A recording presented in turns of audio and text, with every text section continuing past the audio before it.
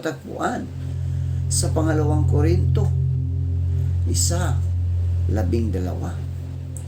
Ito ang sinasabi, sapagkat ang aming pagmamapuri ay ito, ang pagpapatutuo ng aming budhi ayon sa kabanalan at pagtatapat sa Diyos, hindi ayon sa karunungan ng laman, kundi sa biyaya ng Diyos na kami nagugali ng gayon sa sanlibutan at lalong sagana pa sa inyo. Pinagpala na po tayo sa pagkabasa at pagkarinig ng kanyang mga salita. Saglit po tayong manalangin.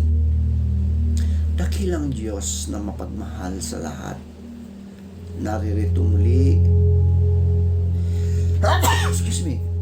ang iyong mga anak upang ikaw, O Diyos, ay sambahin sa Espiritu at sa katotohanan.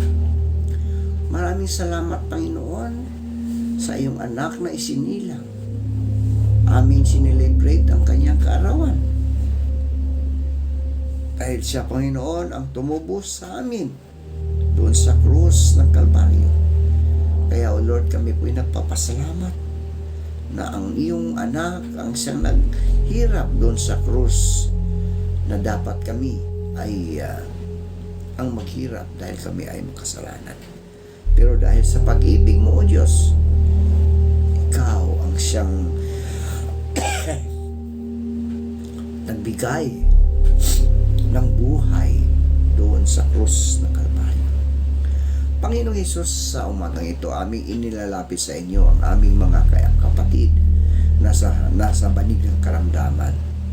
Patuloy mo po silang abutin, palakasin, upang sila, O Diyos, ay magkaroon ng muling bagong buhay sa kanilang buhay, Panginoon. Tulungan mo silang makabangon sa banig ng karamdaman at ilayo mo po sila sa anumang kapahamakan. Gayon din po, Panginoon, aming inilalapit sa inyo ang aming mga kapatid na maaaring pumasok na nasa kanilang mga trabaho, na sila